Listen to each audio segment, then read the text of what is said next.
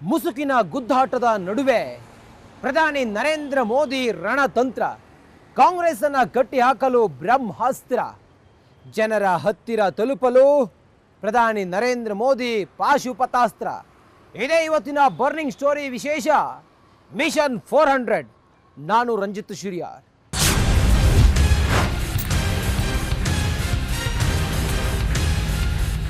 ಲೋಕಸಭಾ ಚುನಾವಣೆಯ ಕಾವು ದಿನದಿಂದ ದಿನಕ್ಕೆ ರಂಗೇರ್ತಾ ಇದೆ. ವಿಪಕ್ಷಗಳ ವಾಗ್ದಾಳಿಯ ನಡುವೆಯೂ ಕೂಡ ಪ್ರಧಾನಿ ನರೇಂದ್ರ ಮೋದಿ ಅವರು ಪ್ರಚಾರವನ್ನು ಮಾಡ್ತಾ ಇದ್ದಾರೆ. 400ರ ಗುರಿಯನ್ನು ಇಟ್ಟುಕೊಂಡಿರುವಂಥ ಬಿಜೆಪಿ ಅದಕ್ಕೆ ತಕ್ಕಂತೆ ಪ್ರಚಾರವನ್ನು ಕೂಡ ಚುರುಕುಗೊಳಿಸಿದೆ. ಇವತ್ತು ಪ್ರಧಾನಿ ನರೇಂದ್ರ ಮೋದಿ ಮಧ್ಯಪ್ರದೇಶ, ತಮಿಳುನಾಡು ಸೇರಿದಂತೆ 3 ರಾಜ್ಯದಲ್ಲಿ ಇವತ್ತು ಭರ್ಜರಿಯಾಗಿ ಪ್ರಚಾರವನ್ನು ಮಾಡಿದರು. ಹಾಗಾದರೆ ಗೆಲುವಿಗೆ ರಣತಂತ್ರ ಹೇಗಿದೆ, ಬನ್ನಿ ನೋಡೋಣ. ಲೋಕಸಮರ ಮಿಷನ್ 400ಗೆ ಮೋದಿ ರಣಕಹಳೆ. ಮಧ್ಯಪ್ರದೇಶ, ಯುಪಿ, ಕರ್ನಾಟಕದಿಂದ ದಂಡಯಾತ್ರೆ. ರಾಷ್ಟ್ರ ರಾಜಕಾರಣದಲ್ಲಿ ಬಿರುಸಿನ ಚಟುವಟಿಕೆಗಳು. ಲೋಕಸಮರಕ್ಕಾಗಿ ಕಾಂಗ್ರೆಸ್ನಿಂದ ಭರ್ಜರಿ ಪ್ರಣಾಳಿಕೆಯ ಬ್ರಹ್ಮಾಸ್ತ್ರ. ಕೇಸರಿ ಪಾಳೆಯದಿಂದ ವಿಕಸಿತ ಭಾರತ ಪಾಶುಪತಾಸ್ತ್ರ. ಎಸ್ ವೀಕ್ಷಕರೇ, ದಿನ ಕಳೆದಂತೆ ಲೋಕಸಮರದ ರಂಗು ಜೋರಾಗಿದೆ. ಮತ್ತೊಂದು ಬಾರಿಗೆ ಅಧಿಕಾರದ ಗದ್ದುಗೆ ಏರೋಕೆ ನಮೋ ರಣತಂತ್ರ ಹೆಣೆದಾಗಿದೆ. ಅಬ್ ಕಿ ಬಾರ್ 400 ಪಾರ್ ಅಂತ ಕಾರ್ಯಕರ್ತರು ಉತ್ಸಾಹದಿಂದ ಮುನ್ನುಗ್ತಿದ್ದಾರೆ. ಇನ್ನೊಂದೆಡೆ ಕಾಂಗ್ರೆಸ್ ಕೂಡ ತಾನೇನು ಕಮ್ಮಿ ಇಲ್ಲ ಅಂತ ರಣೋತ್ಸಾಹದಲ್ಲಿದೆ. ಸುಸ್ಥಿರ ದೇಶಕ್ಕಾಗಿ ಜನ ಈ ಬಾರಿ ತಮ್ಮನ್ನೇ ಆಯ್ಕೆ ಮಾಡಬಹುದು ಅಂತ ಕೈಪಾಳೆಯ ನಗು ಬೀರ್ತಿದೆ. ಹಾಗೆ ಮೋದಿ ವಿರುದ್ಧ ಕಾಂಗ್ರೆಸ್ ನಾಯಕರು ಟೀಕೆ ಟಿಪ್ಪಣಿ ಮಾಡ್ತಾ ಇರೋದು ನಡೀತಾನೇ ಇದೆ. ಕಳೆದ ಕೆಲ ದಿನಗಳ ಹಿಂದೆಯಷ್ಟೇ ಎಐಸಿಸಿ ಅಧ್ಯಕ್ಷ ಮಲ್ಲಿಕಾರ್ಜುನ್ ಖರ್ಗೆ ಪರೋಕ್ಷವಾಗಿ ತಿವಿದಿದ್ದು ಹೀಗೆ. ये नहीं कि सत्ताधारी दल का संवैधानिक तथा न्यायिक संस्था जैसे आईटी, ईडी, इलेक्शन कमीशन, इन अपने दूसरे ऑटोनमस बॉडीज पर ठेस पहुंची है. हमारे देश ने पिछले 70 सालों में निष्पक्ष चुनाव और स्वस्थ लोकतंत्र की छवि बनाई थी. उस पर प्रश्न चिन्ह आज उठ गया है. ಆದರೆ ಪ್ರಧಾನಿ ಮೋದಿ ಮಾತ್ರ ಕಾಂಗ್ರೆಸ್ ನಾಯಕರ ಟೀಕೆಗೆ ತಕ್ಕ ಉತ್ತರವನ್ನ ನೀಡ್ತಾ ಅಭಿವೃದ್ಧಿಯೇ ನಮಗೆ ಮುಖ್ಯ ಅಂತ ಮತದಾರರ ಮನಗೆಲ್ಲೋಕೆ ಹೊರಟಂತಿದೆ. ಒಂದೇ ದಿನ ಭರ್ಜರಿಯಾಗಿ 3 ಕಡೆ ಮೆಗಾ ರ್ಯಾಲಿ ನಡೆಸಿದ್ದಾರೆ. ಅದು ಕೂಡ ಉತ್ತರ ಪ್ರದೇಶ, ಮಧ್ಯಪ್ರದೇಶ, ನಂತರ ತಮಿಳುನಾಡಿನಲ್ಲಿ ಮೋದಿ ದಂಡಯಾತ್ರೆ ಶುರುವಾಗಿದೆ. ಉತ್ತರ ಪ್ರದೇಶದ ಪಿಲಿಭೀತ್ನಲ್ಲಿ ಮಾತನಾಡಿದ ನಮೋ ಜನ ಅಭಿವೃದ್ಧಿಗೆ ಹಾತೊರೆಯುತ್ತಿದ್ದಾರೆ, ದೇಶ ಮೊದಲಿನಂತೆ ಇಲ್ಲ ಅಂತ ಹೇಳ್ತಿದ್ದಾರೆಂದು ವಿಪಕ್ಷಗಳಿಗೆ ಪರೋಕ್ಷವಾಗಿ ಕುಟುಕಿದ್ದಾರೆ.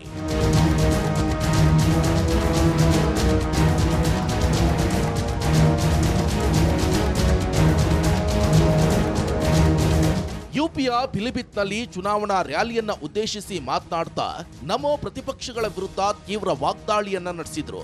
ಎಸ್ಪಿ, ಬಿಎಸ್ಪಿ ಮತ್ತು ಕಾಂಗ್ರೆಸ್ ಅಧಿಕಾರದ ಅವಧಿಯಲ್ಲಿ ರೈತರಿಗೆ ಅನ್ಯಾಯವಾಗಿದೆ ಅಂತ ತಿವಿದಿದ್ದಾರೆ. ಪ್ರಣಾಳಿಕೆಯ ಬಗ್ಗೆಯೂ ಕುಟುಕಿದ್ದಾರೆ. ಕಾಂಗ್ರೆಸ್ ತುಷ್ಟೀಕರಣದ ಕೆಸರಚಾಟದಲ್ಲಿ ಮುಳುಗಿದೆ, ಆದ್ದರಿಂದ ಹೊರಬರಲು ಸಾಧ್ಯವೇ ಇಲ್ಲ ಅಂತ ಹೇಳಿದ್ದಾರೆ.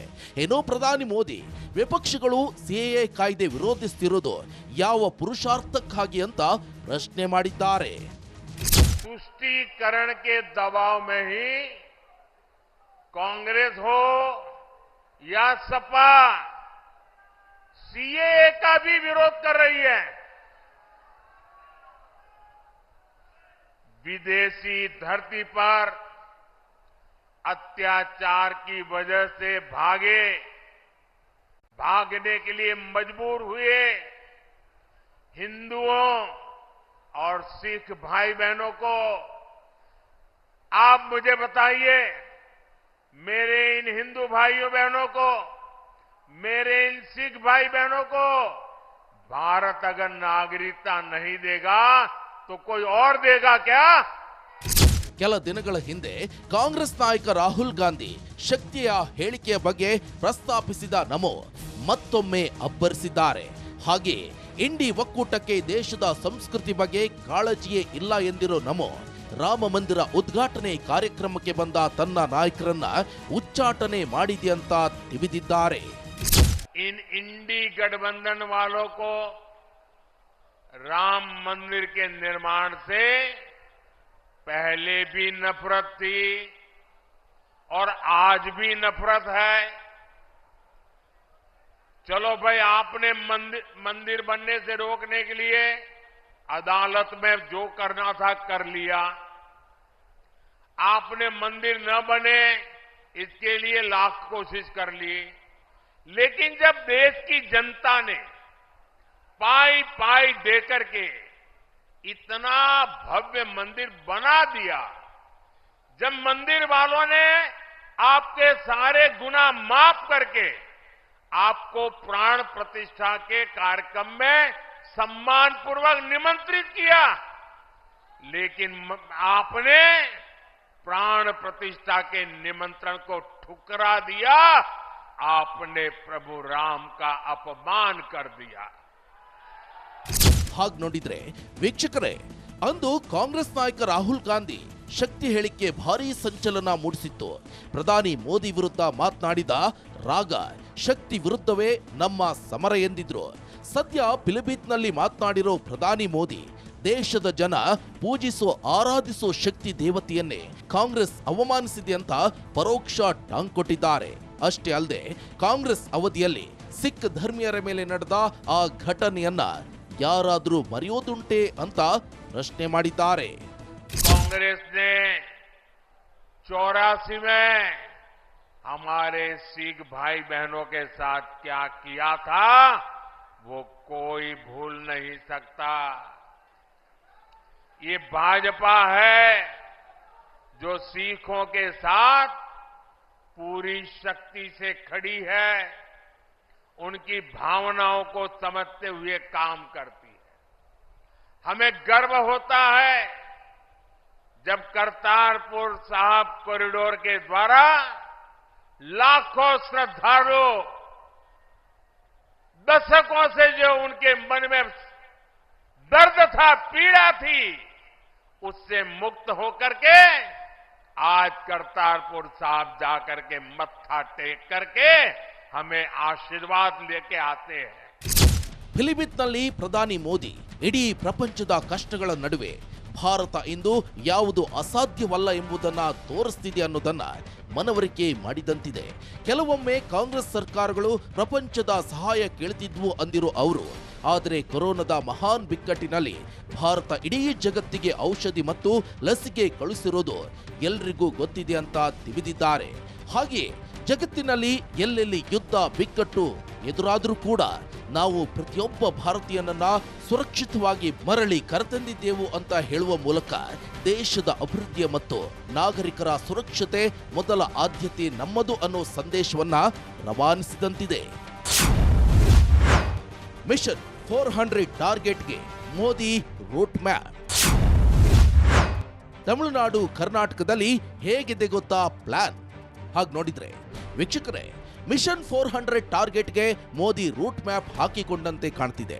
ಇದರ ಅಂಗವಾಗಿಯೇ ಪ್ರಧಾನಿ ಮೋದಿ ಎಂಪಿ, ಯುಪಿ ಮತ್ತು ತಮಿಳುನಾಡಿನಲ್ಲಿ ಯಾತ್ರೆಯನ್ನ ಹಮ್ಮಿಕೊಂಡಿರುವುದು. ಈಗಾಗಲೇ 10 ರ್ಯಾಲಿ ಸಮಾವೇಶಗಳು ಗರಿಗೆದರಿವೆ. ಈ ಮೂಲಕ ಜನರ ಮನಸ್ಸನ್ನ ಗೆಲ್ಲಲು ಮೋದಿ ಬ್ರಹ್ಮಾಸ್ತ್ರ ಪ್ರಯೋಗಿಸಿದಂತೆ ಕಾಣ್ತಿದೆ. ಅದರಲ್ಲೂ ಮುಖ್ಯವಾಗಿ ತಮಿಳುನಾಡು ಮತ್ತು ಕರ್ನಾಟಕಕ್ಕೆ ನಮೋ ಕೇವಲ ಕಳೆದ 2-3 ವಾರಗಳ ಅವಧಿಯಲ್ಲೇ 2ನೇ ಬಾರಿಗೆ ವಿಸಿಟ್ ನೀಡ್ತಿರೋದು.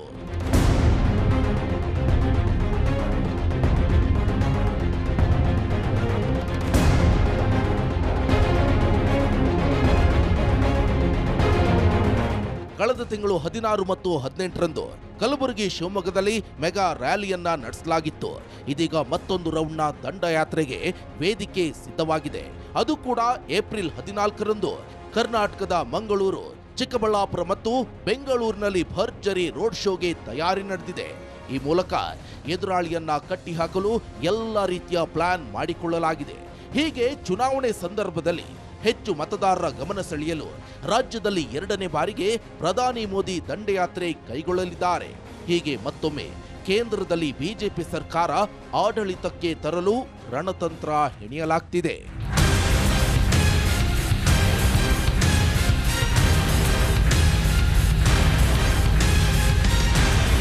ಕರ್ನಾಟಕ ಬಿಜೆಪಿ ಲೋಕಸಭೆ ಚುನಾವಣೆ ಗೆಲುವಿಗೆ ಎಲ್ಲ ಪೂರ್ವ ಸಿದ್ಧತೆ ಮಾಡಿಕೊಂಡಿದೆ. ಲೋಕಸಭಾ ಚುನಾವಣೆ ದೃಷ್ಟಿಯಿಂದ ಬಿಜೆಪಿ 28 ಲೋಕಸಭಾ ಕ್ಷೇತ್ರಗಳನ್ನ 8 ಕ್ಲಸ್ಟರ್ಗಳನ್ನಾಗಿ ವಿಂಗಡಿಸಿದೆ. ಸ್ಥಳೀಯ ರಾಜಕೀಯ ಮತ್ತು ಭೌಗೋಳಿಕ ಹಿನ್ನೆಲೆ ಕಣ್ಮುಂದೆ ಇಟ್ಕೊಂಡಿದೆ. 8 ಕ್ಲಸ್ಟರ್ಗಳಲ್ಲಿ ಬೇರೆ ಬೇರೆ ರೀತಿಯ ಕಾರ್ಯಕ್ರಮ ಮತ್ತು ತಂತ್ರಗಾರಿಕೆ ಹೆಣೆದಿದೆ. ಈಗಾಗಲೇ ಕೆಲವೆಡೆ ರಾಷ್ಟ್ರೀಯ ನಾಯಕರ ಪ್ರವಾಸಗಳು ಮುಗಿದಿದೆ. ಮುಂದಿನ ದಿನಗಳಲ್ಲಿ ರಾಷ್ಟ್ರ ಮಟ್ಟದ ನಾಯಕರು ಮತ್ತೊಂದು ರೌಂಡ್ ರ್ಯಾಲಿಗೆ ಆಗಮಿಸಲಿದ್ದಾರೆ. ಅಸಮಾಧಾನದ ಮಧ್ಯೆ ತಳಮಟ್ಟದಿಂದಲೇ ತಯಾರಿ. ಹೇಗಿದೆ ನಮೋ ಆ ತಂತ್ರ? ಏನೆಲ್ಲ ನಡೆದಿದೆ ಪ್ರಯತ್ನ? ಪ್ರಿಯ ವೀಕ್ಷಕರೇ, ಕೇಸರಿ ಪಾಳೆಯ ಈಗಾಗಲೇ ಕಾರ್ಯಕರ್ತರ ಸಮಾವೇಶ, ಹಿತೈಷಿಗಳ ಸಂಪರ್ಕ ಮಾಡಿದೆ. 8 ಕ್ಲಸ್ಟರ್ಗಳಲ್ಲಿ ಚುನಾವಣಾ ಸಿದ್ಧತೆಗಳನ್ನು ಪೂರ್ಣಗೊಂಡಿದೆ. 2ನೇ ಹಂತದಲ್ಲಿ ದೊಡ್ಡ ಸಾರ್ವಜನಿಕ ಸಭೆಗೆ ಸಿದ್ಧತೆ ನಡೆದಿದೆ. ಅದರಲ್ಲಿ ಮೊದಲ ಹಂತದಲ್ಲಿ ಪ್ರಧಾನಿ ನರೇಂದ್ರ ಮೋದಿ ಕರ್ನಾಟಕದಲ್ಲಿ ಈಗಾಗಲೇ 2 ದಿನಗಳ ಪ್ರವಾಸ ಪೂರ್ಣಗೊಳಿಸಿದ್ದಾಗಿದೆ. ಇದೀಗ ಏಪ್ರಿಲ್ 14ರಂದು ಮತ್ತೊಂದು ರೌಂಡ್ನ ಮೆಗಾ ಮ್ಯಾರಥಾನ್ ರ್ಯಾಲಿಗೆ ಚಿಂತಿಸಿದೆ. ಅದು ಕೇವಲ ಒಂದು ಕಡೆಯಲ್ಲ, 2-3 ಜಿಲ್ಲೆಗಳಲ್ಲಿ ಅನ್ನೋದು ಗಮನಾರ್ಹವಾಗಿದೆ.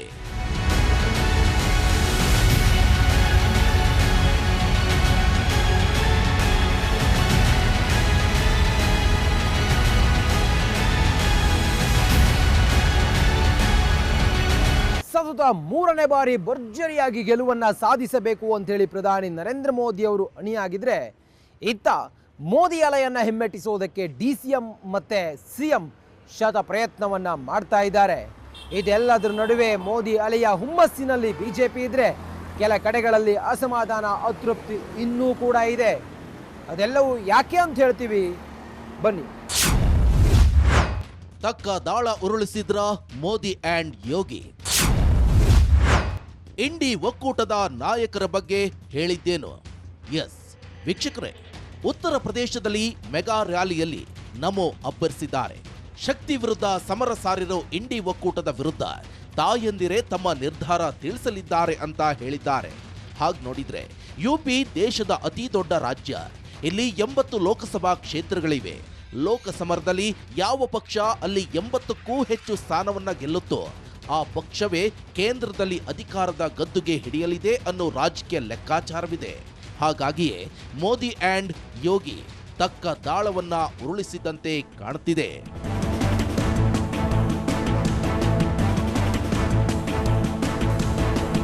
ಡಬಲ್ ಎಂಜಿನ್ ಮಂತ್ರ ಪಠಿಸ್ತಿರೋ ಯೋಗಿ ಅಂಡ್ ನಮೋ ಲೋಕ ಸಮರದ ಹೊತ್ತಲ್ಲೇ ಭರ್ಜರಿ ದಾಳ ಉರುಳಿಸಿರುವುದು ಕಂಡು ಬರ್ತಿದೆ. ಅದುವೇ ಹಿಂದೂ ಬ್ರಹ್ಮಾಸ್ತ್ರ. ಈ ಮೊದಲೆಲ್ಲ ಬಿಜೆಪಿಗೆ ಹಿಂದೂಗಳ ಮತ ಪ್ರಮಾಣ 60% 65%. ಆದರೆ ಬೇರೆ ಪಕ್ಷಗಳ ಮತ ಪ್ರಮಾಣ 30% 35%. ಈ ಬಾರಿ ಬಿಜೆಪಿ 80% ತನ್ನ ಗುರಿಯನ್ನ ನಿಗದಿ ಮಾಡಿಕೊಂಡಿದೆ. ಹೀಗೆ ಹಿಂದೂ ಮತಗಳ ಕ್ರೋಢೀಕರಣ ಮಾಡುವ ಉದ್ದೇಶ ಕೇಸರಿ ಪಾಳೆಯದ್ದಾಗಿದೆ. ಒಂದು ವೇಳೆ ಎಲ್ಲ ಲೆಕ್ಕಾಚಾರದಂತೆ ಆದರೆ ಮೂಲಭೂತ ಹಿಂದೂಗಳು ಹಾಕುತ್ತಿದ್ದ ಮತ ಪ್ರಮಾಣ 10% ಹೆಚ್ಚಿಗೆ ಆಗುತ್ತೆ. ಆಗ ಅನಾಯಾಸವಾಗಿ ಬಿಜೆಪಿ ಹೆಚ್ಚಿನ ಪ್ರಮಾಣದಲ್ಲಿ ಗೆಲುವಿನ ಖಾತೆ ತೆರೆಯಲಿದೆ. ಮಿಷನ್ 400ನಲ್ಲಿದೆ ದಕ್ಷಿಣ ದಂಡಯಾತ್ರೆ. ಹೆಚ್ಚಿನ ಸೀಟು ಗೆಲ್ಲಲು ಎಲ್ಲ ಕಡೆಯೂ ಗಮನ. ಪ್ರಧಾನಿ ನರೇಂದ್ರ ಮೋದಿ ದಕ್ಷಿಣ ಭಾರತ, ಅದರಲ್ಲೂ ತಮಿಳುನಾಡು, ಕೇರಳ, ತೆಲಂಗಾಣ, ಆಂಧ್ರ ಪ್ರದೇಶದ ಮೇಲೆ ದೃಷ್ಟಿ ಬಿದ್ದಿದೆ. ಕಳೆದ 3 ತಿಂಗಳಲ್ಲಿ 5-6 ಬಾರಿ ದಕ್ಷಿಣದ ರಾಜ್ಯಗಳಲ್ಲಿ ಪ್ರಧಾನಿ ಮೋದಿ ಯಾತ್ರೆಯನ್ನ ಕೈಗೊಂಡಿದ್ದಾರೆ. ನೀತಿ ಸಂಹಿತೆ ಜಾರಿಗೂ ಮುನ್ನ ಭರ್ಜರಿಯಾಗಿ ವಿವಿಧ ಅಭಿವೃದ್ಧಿ ಯೋಜನೆಗೆ ಉದ್ಘಾಟನೆ ಮಾಡಿದ್ರು. ಈ ನೆಪದಲ್ಲಿಯೇ ಅಂದು ಅನೌಪಚಾರಿಕವಾಗಿ ಬಿಜೆಪಿ ಪರ ಮತಬೇಟೆ ನಡೆಸಿದ್ರು. ಇದೀಗ ಮತ್ತೊಂದು ಸುತ್ತಿನ ರ್ಯಾಲಿ ಮೂಲಕ ಮತದಾರರ ಮನಗೆಲ್ಲೋಕೆ ಮುಂದಾದಂತಿದೆ.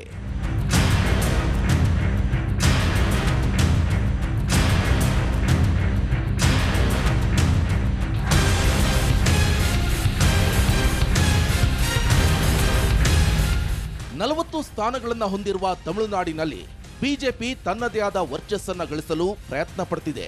ತಮಿಳುನಾಡಿನಲ್ಲಿ ಅಣ್ಣಾಮಲೈ 2024ರ ಚುನಾವಣೆಯಲ್ಲಿ ಹೇಗಾದರೂ ಸರಿ ಗೆಲುವು ಸಾಧಿಸಲೇಬೇಕು ಅಂದುಕೊಂಡಂತಿದೆ.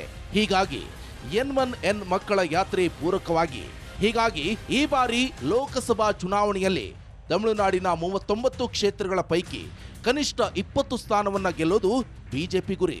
ದಕ್ಷಿಣ ಭಾರತೀಯರ ಮತ ಗೆಲ್ಲಲು ಬಿಜೆಪಿ ವಿವಿಧ ರಣತಂತ್ರವನ್ನ ಹಿಡಿತಾನೆ ಬರ್ತಿದೆ. ಕರ್ನಾಟಕದಲ್ಲಿ 25, ತೆಲಂಗಾಣದಲ್ಲಿ 10, ಆಂಧ್ರ ಪ್ರದೇಶದಲ್ಲಿ ಮೈತ್ರಿ ಜೊತೆ ಸೇರಿ 20, ಕೇರಳದಲ್ಲಿ 10, ಮೈತ್ರಿ ಜೊತೆಗೂಡಿ ತಮಿಳುನಾಡಿನಲ್ಲಿ 20 ಸ್ಥಾನ ಗೆಲ್ಲೋದು ಬಿಜೆಪಿ ಹಾಗೂ ಮೋದಿ ಕಾರ್ಯತಂತ್ರ.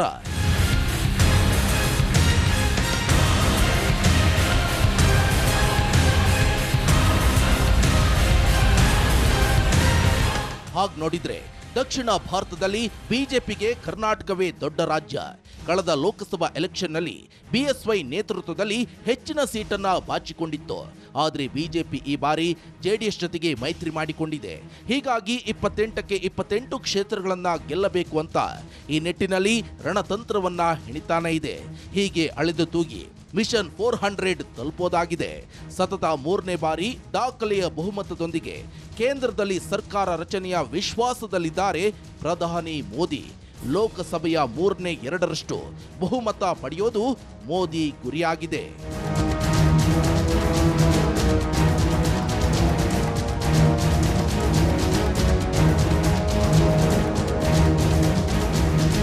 ಆದರೆ ಇತ್ತ ರಾಜ್ಯದಲ್ಲಿ ಪ್ರತಿಕ್ರಿಯೆ ನೀಡಿರುವಂತಹ ಡಿಸಿಎಂ ಡಿಕೆ ಶಿವಕುಮಾರ್ ಕನಸು ಕಾಣೋರಿಗೆ ಬೇಡ ಅನ್ನೋಕ್ಕಾಗುತ್ತಾ ಅಂತ ತಿವಿದಿದ್ದಾರೆ.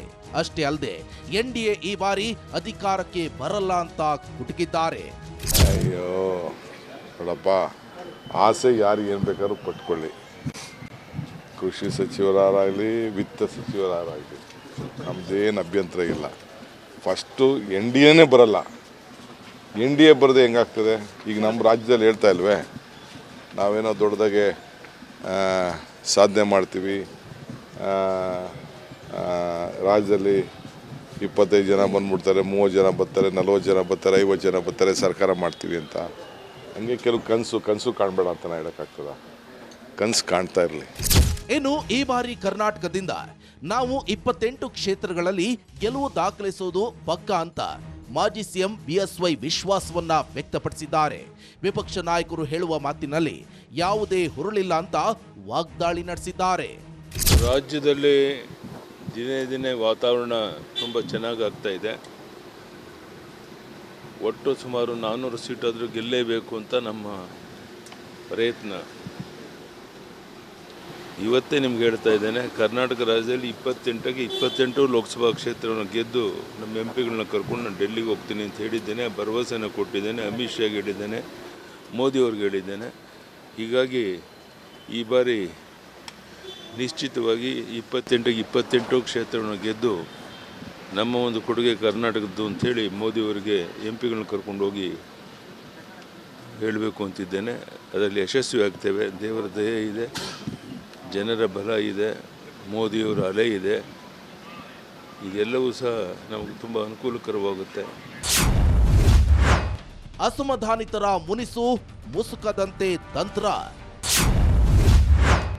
ಅತೃಪ್ತ ನಾಯಕರ ಅಶಿಸ್ಸು ಶಮನಕ್ಕೆ ಮುಲಾಮು. ಆದರೆ ಇದೆಲ್ಲದರ ಮಧ್ಯೆ ಲೋಕಸಭಾ ಚುನಾವಣೆಗೆ ರಾಜ್ಯದಲ್ಲಿ ಕಾಂಗ್ರೆಸ್ ಶರವೇಗದಲ್ಲಿ ಹೆಜ್ಜೆ ಹಾಕ್ತಿದೆ ಎನ್ನಲಾಗ್ತಿದೆ. ಬಿಜೆಪಿಗೆ ಪ್ರಧಾನಿ ನರೇಂದ್ರ ಮೋದಿ ಅಲೆಯ ಹುಮ್ಮಸ್ಸಿದ್ರೂ ಕೂಡ ಅಸಮಾಧಾನಿತ ನಾಯಕರ ಕಿಚ್ಚು ಮುಸುಕಾಗಿ ಕಾಣಿಸಿದಂತಿದೆ.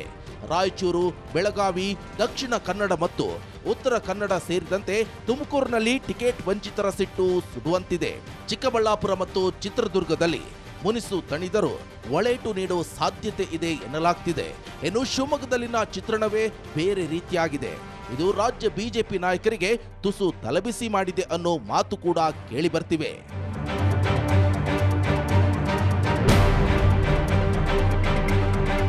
ಅಸಮಾಧಾನಿತ ನಾಯಕರನ್ನ ಈಗಾಗಲೇ ಬಿಎಸ್ವೈ ಮತ್ತು ಬಿವೈ ವಿಜೇಂದ್ರ ಮಾತನಾಡಿಸಿ ಮುನಿಸು ತಣಿಸಿದ್ರು. ಆದರೆ ಆ ನಾಯಕರು ಸಂಪೂರ್ಣವಾಗಿ ಇನ್ನು ಅಭ್ಯರ್ಥಿಗಳ ಜೊತೆ ಪೂರ್ಣ ಪ್ರಮಾಣದಲ್ಲಿ ಕೆಲಸದಲ್ಲಿ ತೊಡಗಿಕೊಂಡಂತೆ ಕಾಣಿಸ್ತಿಲ್ಲ. ಸ್ವಕಾರಣದಿಂದಾಗಿ ಅಭ್ಯರ್ಥಿಗಳ ಪರ ಪ್ರಚಾರದಲ್ಲಿ ಕಾಣಿಸ್ಕೊಳ್ತಿಲ್ಲ ಎನ್ನಲಾಗ್ತಿದೆ. ಇದೆಲ್ಲವೂ ಕೂಡ ಫಲಿತಾಂಶದ ಮೇಲೆ ಕೊಂಚ ಪರಿಣಾಮ ಬೀರೋ ಸಾಧ್ಯತೆ ಇದೆ ಅನ್ನೋ ಮಾತು ಕೂಡ ಕೇಳಿ ಬರ್ತಿವೆ.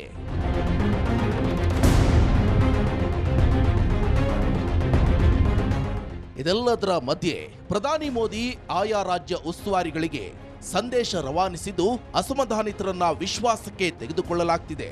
ಈಗಾಗಲೇ ಬೂತ್ ಸಮಿತಿಗಳ ಪುನರ್ರಚನೆಗೆ ಒತ್ತು ನೀಡಿದೆ. ಫಲಾನುಭವಿಗಳ ಸಭೆ, ನಿರ್ದಿಷ್ಟ ಕ್ಷೇತ್ರಗಳಲ್ಲಿ ಪಕ್ಷದ ಪ್ರಚಾರ ಬಿರುಸಾಗಿದೆ. ಕೇಂದ್ರ ಸಚಿವರ ನಿಯೋಜನೆ ಸೇರಿ ವಿವಿಧ ಕ್ರಮ ಜಾರಿಗೆ ಚಿಂತಿಸಿದೆ. ಬಹುತೇಕ ಎಲ್ಲ ಕ್ಷೇತ್ರಗಳನ್ನ ಗೆಲ್ಲಲು ಶ್ರಮಿಸಲು ಮುಖಂಡರಿಗೆ ಕರೆ ನೀಡಲಾಗಿದೆ. ಮೋದಿಗಾಗಿ ನಿಮ್ಮ ಮತವಲ್ಲ, ವಿಕಸಿತ ಭಾರತಕ್ಕಾಗಿ ನಿಮ್ಮ ಆಶೀರ್ವಾದ ಇರಲಿ ಅಂತ ಮತದಾರರ ಮನಗೆಲ್ಲೋಕೆ ಮುಂದಾದಂತಿದೆ.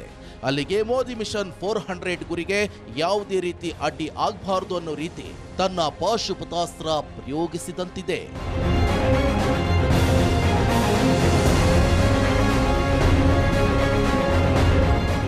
ಒಟ್ಟಾರೆ ಉತ್ತರದಿಂದ ದಕ್ಷಿಣದವರೆಗೂ ಕೂಡ ಪ್ರಧಾನಿ ನರೇಂದ್ರ ಮೋದಿ ಅವರ ದಂಡಯಾತ್ರೆ ಬಿರುಸಿನಿಂದ ಸಾಗ್ತಾ ಇದ್ರೆ, ಈತ 400 ಫಾರ್ ಹೋಗಬೇಕು ಅಂಥೇಳಿ ಬಿಜೆಪಿಯ ಲೆಕ್ಕಾಚಾರ ತುಂಬಾನೇ ಕ್ಲಿಯರ್ ಇದ್ದಂಗೆ ಕಾಣಿಸ್ತಾ ಇದೆ.